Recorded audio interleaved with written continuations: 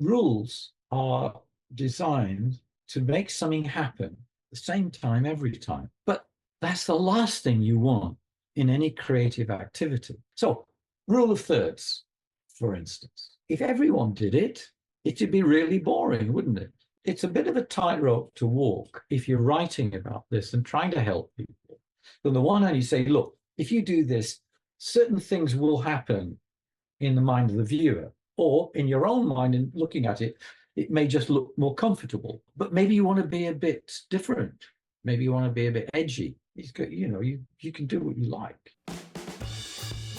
Hey, welcome to the Beginner Photography Podcast. I'm your host, Raymond Hadfield, and today we are chatting with travel photographer and longtime educator, Michael Freeman, about developing your photographic eye.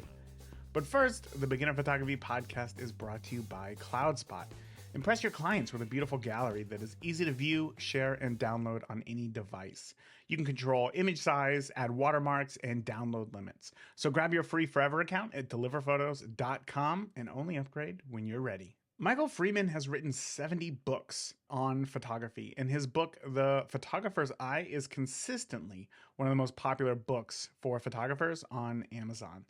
Michael is not only very well versed in many areas of photography, but also I think his ability to use words to describe and teach visual concepts is truly incredible.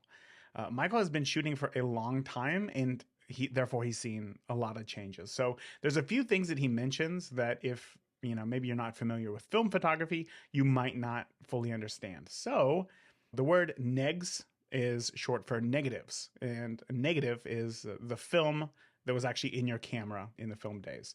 They're called negatives because the light and the color are inverted. So you would have to reverse the image to get accurate color and light when printing the photos. He also talks about transparency film as well, which is the exact opposite. Film that captures accurate light and color. So transparency film is what they used in things like slide projectors and whatnot.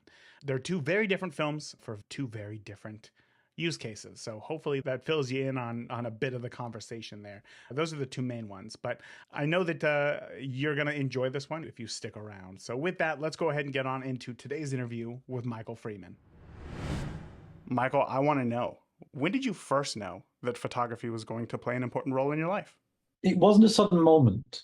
It happened gradually. Let me see. This is a very long time ago, in the 1960s, right? And in those days, you generally didn't do whatever you wanted. You didn't have gap years, and you did what you were told. And basically, at school, I was told I should apply to Oxford or Cambridge, and I did. So I went to Oxford. When I left Oxford, I had no idea what I wanted to do. I studied geography, which, was fun, but it didn't want to become a geography teacher. And I went into advertising. Advertising at that time was very fashionable. In fact, I joined Central London. I joined a New York agency, one of the biggest at the time, and it was the British operation to keep big clients like Procter & Gamble and General Foods and IBM happy. It was fun, but I got bored at the end, or sort of frustrated, really. And the work was interesting for a while, but at the time, I'd always wanted to take photographs, but also I'd always wanted to write. So, for me, it was a case of something like feature journalism was a vague ambition, but that wasn't on the cards. It wasn't a proper job. When I was at Oxford, I spent more time working on the university newspaper than I did on the course. But journalism was not seen as serious. I know that sounds strange, but it wasn't a proper career. So I'd done my duty because everyone told me to. But in the end, I decided I really needed to get out and do something. So it was then, after a few years in advertising, and I escaped by taking a sabbatical. Again, it's a different era. It just wouldn't be possible now. But my boss, 2 times higher, he took a sabbatical and went around the world with his champagne heiress wife to visit all friends around the world. And I thought, that sounds a pretty good idea. But what I'd always wanted to do was go up the Amazon. We were either going to be a stock rider in Queensland or we'd be an adventurer up the Amazon. So many years later, I decided, right, I said, I want a sabbatical too for 2.5 months. And they said, okay, fine. That means they pay you and they just wait for you to come back. Sort of like maternity leave. I bought some secondhand cameras, Hasselblads from a guy in the media department, and I took a plane to South America and wandered around. So it was very irresponsible, but that was the way I got myself committed to getting out. I appreciate you sharing that. I think that a lot of people can resonate starting going to school for something to learn it, get into that career, and then decide later on that they want to switch. But had photography been in your life before this point? Because it sounded like you were in school, you were interested in the journalism, but like, where did the idea for capturing your trip to the Amazon on photos come from? Because in my head, it's how great would it be just to go and experience those things? You know, very few people actually think to themselves, let's take a camera, and especially Hasselblads. So like, where did this idea of the importance of photography come from? Was it at an early age? I really don't know the answer to that, despite the fact I've had plenty of time to think about it. But gradually, from an early age, to me, photography was a kind of magic. Just the idea that you could capture a moment, not that my early moments were particularly special, there's some magic to it, something that was beyond logic. Mm-hmm. And I had the ability to make interesting looking images, or ones that I thought were interesting. So it became gradually a real interest and then a need. So when you're in the Amazon, you have these Hasselblads. There's no auto mode. There's no aperture priority. There's nothing. It's these things are full manual, right? No autofocus, right? Yeah, nothing. So how did those photos turn out? That was normal. That was normal. No, of course, of course, of When course. autofocus came out, we used to joke about it. You say, what? If you can't focus the lens anyway, you shouldn't be a photographer. Why would you need autofocus? You work with what you've got in anything in life, particularly anything that involves any kind of technology. So we didn't know anything better than that. Sure. And these Hasselblads, first of all, I got a really good deal. Yeah. And then I got another one from a client, a Swedish client, and he wanted a rubber dinghy. And so we arranged that we'd do a swap. So basically, I had this super wide, which is a compact little Hasselblad, and it cost me £125. Let's say $160. No. Yeah, it did. And I still use it. Well, I came back to using it a couple of years ago. So now I travel with it. And it's a beauty. I don't know. There's, cameras and equipment. They're a tricky thing in photography because it's evident that too many people spend too much time going on about it. You only have to go to any sort of photography fair just to see, oh, God, it's ridiculous, But nevertheless, so we always like to say, hey, it's just a tool, okay? But nevertheless, every serious photographer I've ever known pays a great deal of attention to the equipment. So there's this sort of ambivalent relationship between something that it's what you use. So you have to love it Mm-hmm. and take good care of it. But you have to think, shall we say, through the viewfinder, not twiddling knobs. Sure. Having the knowledge that you have today, you've had a long career in photography. If you think back to those first photos that you took in the Amazon, right? Like this was kind of your first attempt at really trying to make something interesting, artistic. What would you say about those photos? Where were they lacking as compared to where you are today? Well, there's two views. One is how did they look at the time? And I was surprised. There was quite a number of good ones that I liked. And in the end, actually, that's the only thing that matters. And even if your eye and your judgment isn't fully developed, it doesn't matter. I mean, it will, or it'll move somewhere. But they've got to please you. And obviously, the more you come to know about photography, about the world of photography, your place in it, what other people do, then if you're paying attention, your judgment will get better and you'll be more critical and hopefully improve. But I still have a few of those pictures which I think it's still a good picture. Yeah. Yeah. Anyway, it was partly an escape, a real escape, a sort of trying to escape an area that I'd found I got myself into that I didn't see it as a really interesting future. And then it was partly experimenting. So on both those counts, it came out pretty well.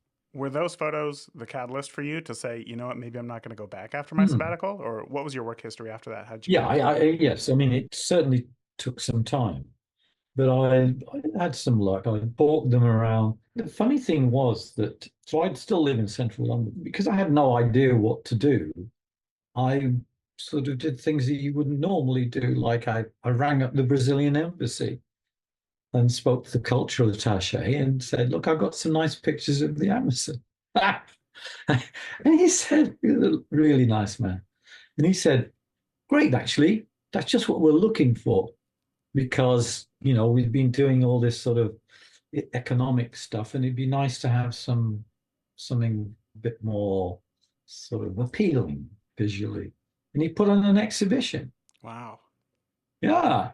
And he had and this is in central London in Mayfair. And then he had a guest list and he invited, among other people, the picture editor of the Daily Telegraph magazine. And this is when weekend supplements were new and hot. Yeah.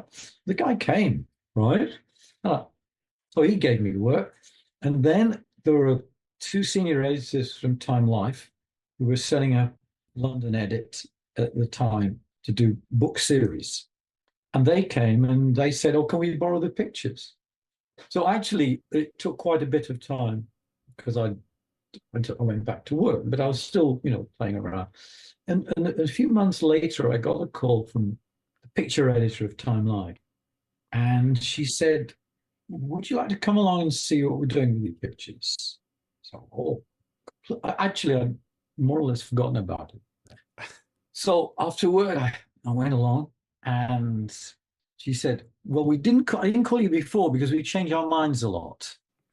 Was that ever true? What does that mean? But this is firm.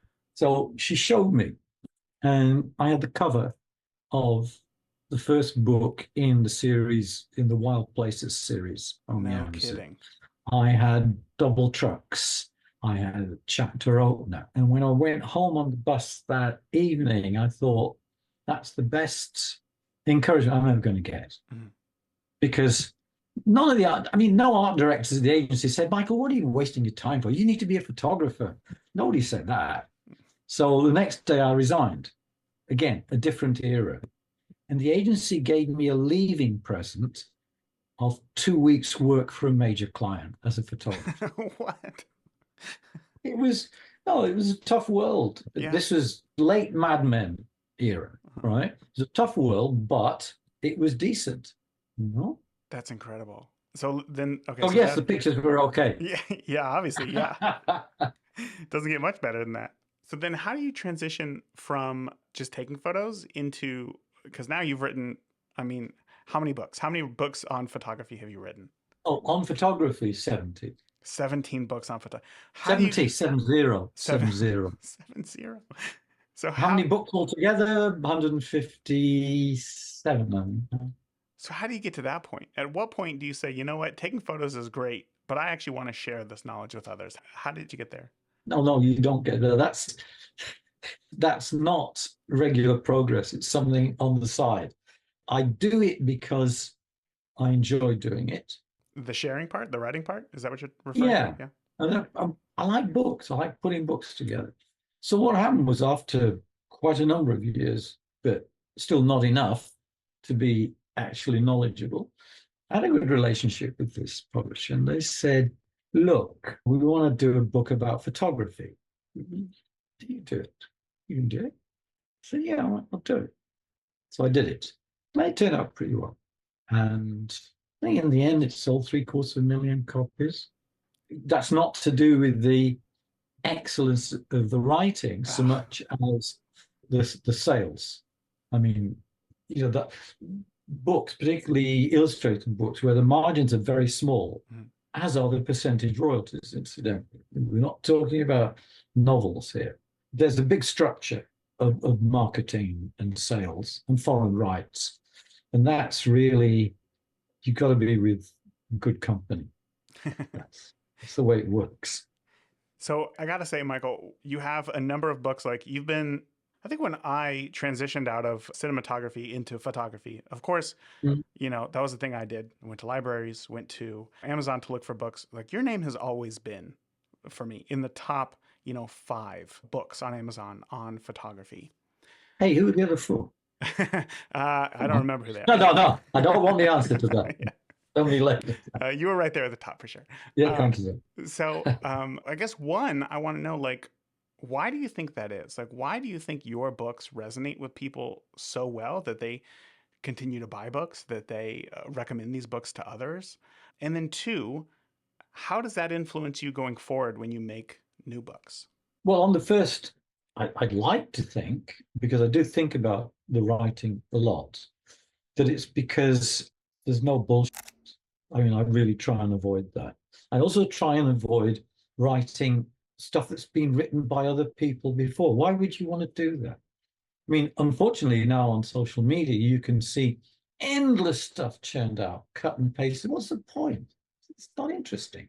So I've always tried to write in a way like conversation, in other words, direct to, I mean, I like, should we say, literature? Yeah. And I appreciate good writing. I like to talk directly to the other person as an intelligent, interested person who's interested in this. So when you write books about, should we say, how-to books in some way, then it's important, I think, not to talk down, not to waffle. Sorry, that's probably not an American word, but not to just Ramble say, on. Yeah. just ramble on. Yeah, and it's important to all the time have an idea. I mean, the only words that are worth writing are stuff that comes from your head, not regurgitated from somewhere else. Otherwise, what's the point? So I always had a kind of analytical mind. And I realized that that's a bit unusual for visual artists because most people are either visual or they write. And Yes. there's only a few that sort of manage to bring them together. So that's how I hope it works. What's interesting is that, like, when you have a lifetime's worth of experience in something, and this is something that I struggle with, is that I, for some reason, believe that everybody knows what I know. So it's hard for me to kind of talk about something to somebody else because I don't know where they're at. And I just assume that they know what I know. So what do I have to share for them? But for you to have created the amount of information that you have on photography for photographers, that's a big thing. And you continue to do it in such a high quality way. To say that like you're just polite about it, I really think that you continue to put in a ton of work because your latest book on black and white, I have a question about that because you had just said there, you're like, I'm not going to write about what other people have written about. And there's a million other books on black and white. So is it a perspective thing that you mean that you don't want to talk about what everybody else has talked about? Well, I try not to. I want to talk about the things that I find interesting, and it's often about ideas. So aesthetically, black and white's really, really interesting because it was photography until 2 things happened. Color film became widely available, and magazines started printing in color. The 2 things went together. And interestingly, I've been thinking about this more recently, is that the color that we shot, so when I started, basically, was the early 70s.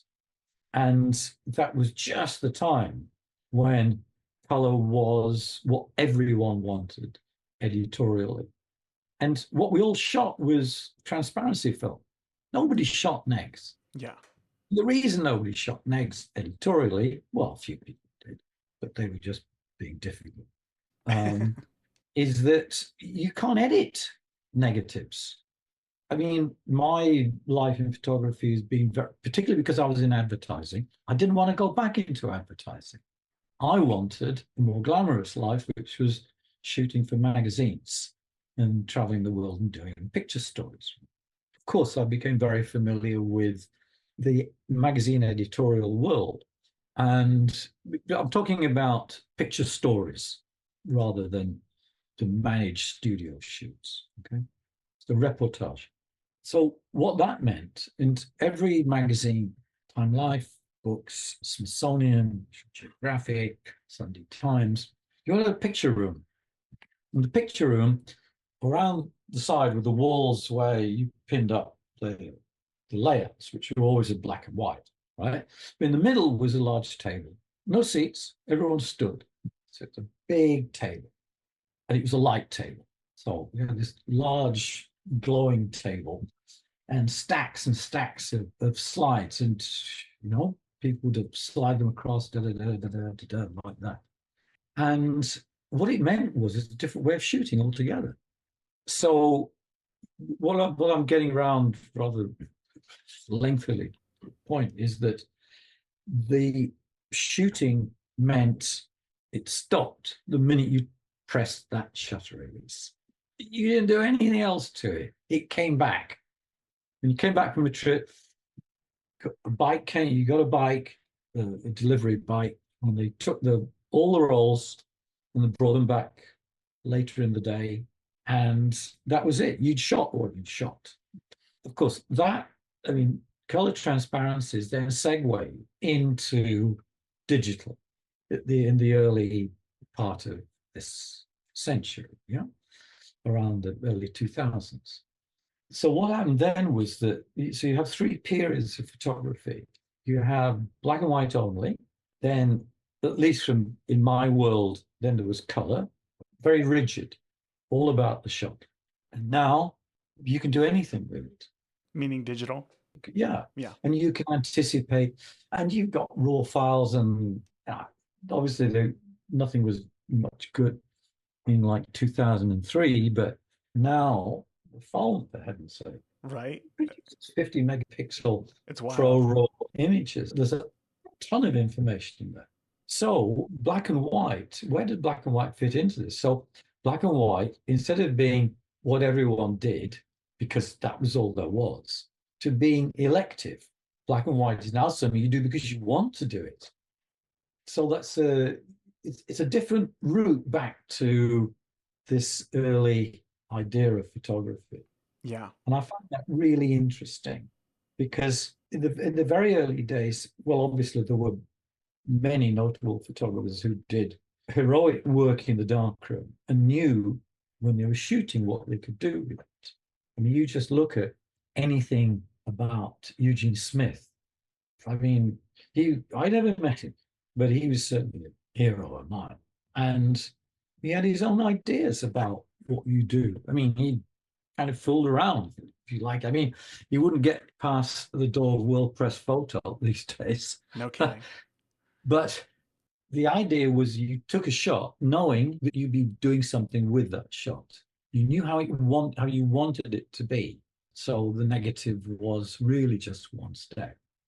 As a show called the Beginner Photography Podcast, there's a lot of listeners today who are brand new to photography. And this world is still very new to them. And there's a big push to like record in RAW, have all of the data possible, and then you can explore all the possibilities after the fact, right? Within editing. Well, it's absolutely true. That's not what I like to do. Yeah. Look, the photography has room for everyone in it. And there are lots of kinds of photography that I really don't like. Yeah. But I appreciate that people do it because they like it. So it's not for me to say you shouldn't do that. No, people do what they like. But my idea has always been, and it's all of this is very much connected with personality. So my idea, and it's probably informed by the fact that I've been 50 years a professional, is that you should know what you're doing from the start. Yeah. Okay. There are always going to be surprises, and some of them will be lucky surprises.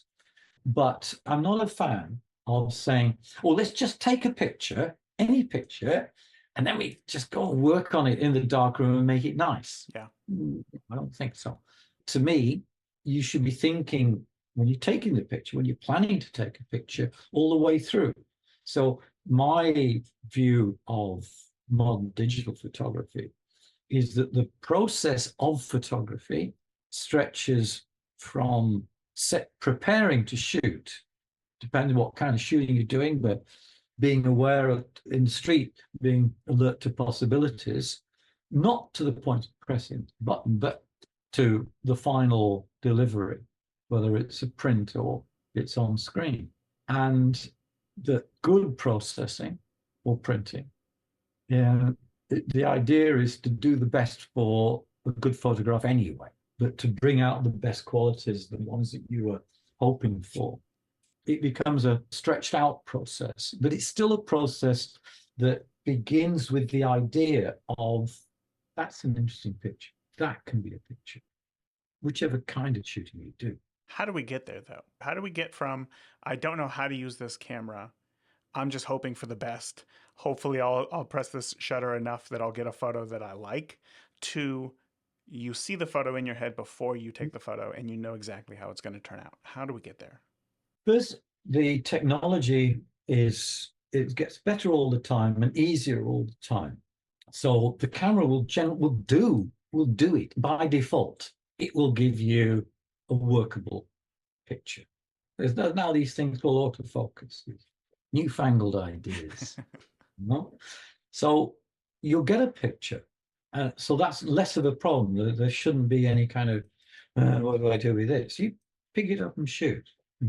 Phones. I mean, that's another thing. Yes, I love my Hasselblad. This is the real future. The phone. It doesn't have to be in a phone, but it's something that is extremely easy to use. It's with you all the time. And what that should be doing is making you less concerned about the fiddly bits and more concerned about, what do you see? What's interesting? That's really why, about 15 years ago, I decided I wanted to write a book about composition because, to be honest, almost no one had. It seemed a bit weird to me. Yeah. Now, also, I know my professional community, and it's one of the things that photographers really don't like talking about. But organizing the stuff in the frame, framing it, that's something that you don't need, all the technicalities to do. You got a frame, and the camera that surrounds it, and they do now, can take that picture. That's what becomes one of the most important things. Assuming you've already got an idea, whether it's, well, I'm going to shoot in the street today, I'm going to see them, get a picture of this person, some interactions or whatever, then it's very much, to a large extent, it's about how you identify the things you're going to photograph, call them subjects, and how you organize them in the frame. That's a hard thing, though. Is it a hard thing? I think it's a hard thing for new photographers to understand because they've taken photos all their lives. They've taken photos all their lives and never thought about anything like the background or where to place their subject within the frame. They're just pointing and shooting. So now that we have this tool where we can control these things, it becomes an additional layer, right? As you said, like, not only do we have to figure out all these fiddly bits, but now also we have to figure out like what's in the frame. So, well, I would say you strip out the rest. That becomes easier and concentrate on that. Well, the other part of this, of learning how to do this, well, there's two parts to it. There's something to reject and avoid at all costs. And that's people telling you what makes a good composition. I do try very hard to say not to put too much judgment into this. And I absolutely insist that in any creative activity, whether it's writing, playing music, or photography, that the whole idea of a set of rules is anathema, right? We're not doing engineering here. We're not building a bridge. So rules are designed to make something happen at the same time every time. And in engineering, you really do need that. But that's the last thing you want in any creative activity. So, rule of thirds, for instance. if everyone did it, it'd be really boring, wouldn't it? Sure. So, it's that kind of thing. So it's a bit of a tightrope to walk if you're writing about this and trying to help people. On the one hand, you say, look, if you do this, certain things will happen in the mind of the viewer, or in your own mind, and looking at it, it may just look more comfortable, the arrangement. But maybe you want to be a bit different. Maybe you want to be a bit edgy, do stuff, that some people are not going to like, or maybe most people aren't going to like, but it's going to make, you can do what you like. That's my problem, is suggesting, but trying to avoid dictating. Of course. Anyway, that's the negative side. That's the side you have to reject. The side to embrace is, it's really one of the simplest things in the world, and every professional photographer I know does it all the time, is to look at other people's photographs. I mean, I don't know a photographer who within his or her area doesn't know who the greats are. Sure. The greats from the past, the ones coming up, they know, because the more you absorb, the more you're able to form an opinion. You're saying, well, I like that. That's good. I like what that guy does. So then you say, okay, fine. Just look at what that guy does or did. What makes it hang together? Why do I like it? So anyone can do that. And that's why, in my view, we're all beginners. We should all be beginners, in the sense that, yes, accumulate all the knowledge, all the ideas, all the opinions, but the minute you start to think you know it, you're lost. You have to, at my age, I have to try and surprise myself, because otherwise it's not going to be very interesting. I mean, who wants to go out and take pictures that they planned already? I mean, I find that really kind of boring. Sure. I mean, commercially, but there are always surprises, because they don't come when you want, and they, like London buses, they probably come 2 or 3 at a time, and then there's not another one for half an hour. But you have to be open to the surprises. You can do this as a beginner or somebody who's experienced. Anyone can do it, right? We're all used to looking at screens, at pictures, at movies. We've been cinematographer. I mean, it's a different way of putting images together, but some cinematographers or directors have a kind of eye that is more similar to a still photographer's eye. For example. Stanley Kubrick, for example, another of my heroes. And you can see from the way that many of his frames are set up that what a photographer would do, a still photographer would do. That, I think, is very important, is to study pictures made by people, and you can make it easy for yourself. The ones that are well known, okay, that's a good start, right? Because if they're notable, in my terminology, then at least you're not going to be wasting your time looking. Yeah. Do you have any tricks for looking at somebody else's work and not falling into the trap of comparing yourself? Because that's a big issue today with just the amount of photos that we can consume. Have you heard that this is? It's a good, if it's a good photograph, a good photographer, you're going to find it quite difficult to take pictures like that. And there's a tradition in art, in painting, which goes all the way back in Western art, in Chinese art, where you learn by copying the masters. Now, it's rather different with painting, because you could take your time, you've got it there, but you learn how the strokes go. And you practice that until you kind of got into it. So there's a lot, it's very common now to say, oh, you shouldn't copy, da, da, da. It's damn hard to copy a good picture. Yeah. Good photograph. Very hard. Now, what you can do, of course, is set your sights very low. And a lot of people do this now on picture sharing social media, and they do a very genre-specific kind of picture, say neutral density waterscapes. Yes. Yeah. Okay. Now, I find these very interesting to look at. Well, interesting. No, I find it philosophically interesting, because when they were new, when only a few people had done these, they were interesting, right? But with volume, they all look the same. the problem is that if you set your sights low and aim for a very technique focused kind of photography, then the work's all going to look the same or very similar. The technique will overwhelm the personality of the photographer. The technique will overwhelm the personality of the photographer. So to avoid that from happening, we need to introduce more of our personality in Well, our photos. avoid the low-hanging fruit, basically, and aim for something a little bit more special or more where you have more feeling about it. This is not a foolproof solution, but the thing that always helps is really having a very sound knowledge of the world of photography. And you can't go to enough exhibitions.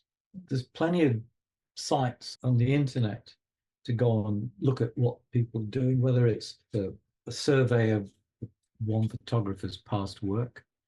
So it's not that hard to find good photographers within the areas that you enjoy, which might be reportage, it might be street photography, it might be fashion. The good people are known. So if you take your time to look, I mean, I do it. Where do I look? Okay. I like looking at the Magnum website, for example. There's no bad Magnum photographers, really. And a huge number of photographers in that history. Yeah. You know? I look at lens culture. I'm not plugging them. It's just that they're not quite as easy to look through as they used to be. But another one is, well, all magazines have, they've got some kind of photo section. So if you like, I mean, National Geographic, they have a lot of social media presence. Yeah. Life magazine now, if you go onto Google, is it Google Books? There's some deal where you can download every issue of Life magazine, including the others. Yeah. Wow. You can look through everything right from the very start. Yeah. I think it's Google Books does it. And then also there are these aggregated gallery and auction sites like artsy.net. And what these people do is they aggregate galleries from around the world and auctions, right? So you just type in the name of the photographer and it'll show you all the stuff. Really? And who's selling it. Yeah. So I wanted to look at, I've got this up on the screen here. I'm interested in certain periods of history. So I'm looking here at Alexander Rodchenko, who was Russian, very geometric, unusual angles. So he's got a picture here from 1935. So when you go on sites like this, are you using it to explore and open up your mind of different photographers or dive deeper into one photographer's work? Well, both. I mean, I'll kind of like, I have an idea, I'll go and look at Rodchenko now, because I remember one or two things he's done. But I want to see what else he did. I see. I like that idea. And this is all black and white that I'm looking at, incidentally. Yeah. It sounds to me like when it comes to learning photography, one of the most important things is to just immerse yourself in the technical details to learn the tool as much as possible. No, go on. I was wrong there. Well, yeah, but how long is that going to take? Right. No, exactly. Yeah. I mean, technically it could take forever, But it's not the most important thing. You need to be competent. Absolutely. And also, depending on the kind of work you do, then obviously you're always learning. I mean, I spent a lifetime doing mainly reportage. I also do studio work, mainly reportage. And there you really have to be alert. And it means your camera, and this goes back to the days of film, right? Camera has to be really an extension of your hand. And the more you use it, the less you have to think about it. Sure. But of course it's essential, but it's a kind of, that's taken as understood that you will be learning how to operate the machine and gradually getting better and better. But that is not what is going to improve your photography. It'll help you get a picture fast enough so that you catch the moment before it's over. But behind all this is much more important is what you think is going to make a good picture. Mhm. And again, there's room for everyone here.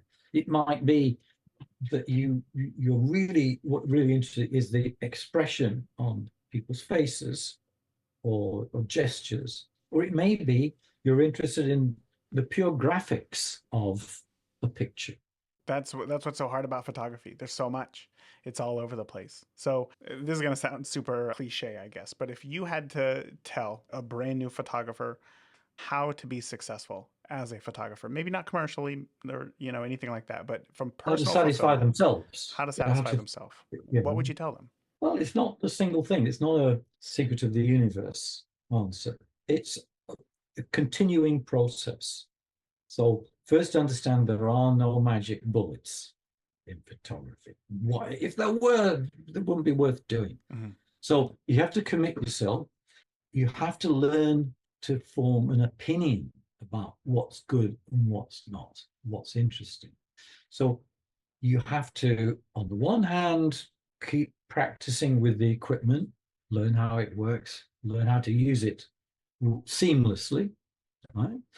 You have to immerse yourself in the world of photography to know what the people who are in your world, you're part of that world of photography, whether that's like some wildlife photography or street or something like that, what they're doing. You need to know where the bar is on every kind of photography. And you have to do it. You've got to go out and do it. Or you may have to go in and do it if you're in the studio. Of course. But practice And then is also, key. Yeah. also realizing every kind of worthwhile photography, whether it's in a studio and managed by a team of people to an inch of its depth, there's always small surprises, and there can be big surprises. If a picture is entirely predictable, it's not going to be that interesting. It may be what the client needs, but I don't do fashion photography. And for that reason, I'm interested in fashion photography and looking at it. And you can see where some moment has happened or some gesture, or the photographer said, hey, why don't we just do that? Change the lighting here or that. And it becomes a little bit more special. And maybe it becomes more special. I see. If you do those things, you're on the way. You're on the journey. That's all that we can hope for. That's perfect. Yeah. Well, Michael, we're at the end of our time. I cannot believe how fast this time went. For those listening who are thinking to themselves, this was great. I want to learn more about this world of photography. I want to learn more about Michael and what he's doing. Where's the best place for us to find you online? Google, I guess. So candid. Yeah. All right. Type in Google or go to Amazon and type in Michael Freeman. Thank you for tuning into this week's episode of the Beginner Photography Podcast. If you enjoyed today's episode, please share it with a friend. Start a conversation. Grow together. That is it for this week. Remember, the more that you shoot today, the better of a photographer you will be tomorrow. Talk soon. Thank you for listening to the Beginner Photography Podcast. Keep shooting, and we'll see you next week.